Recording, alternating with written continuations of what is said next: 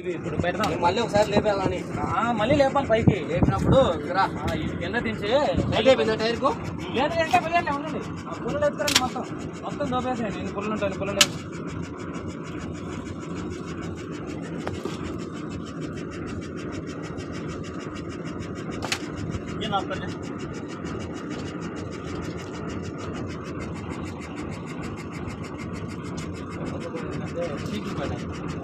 ఉండదు పట్టి పట్టి ఇరిగిపోతుంది. అన్న చేత కొట్టని ఇరిగిపోతుంది.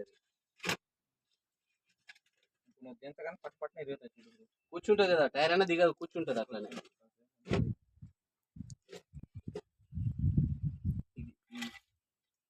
అది పెట్టి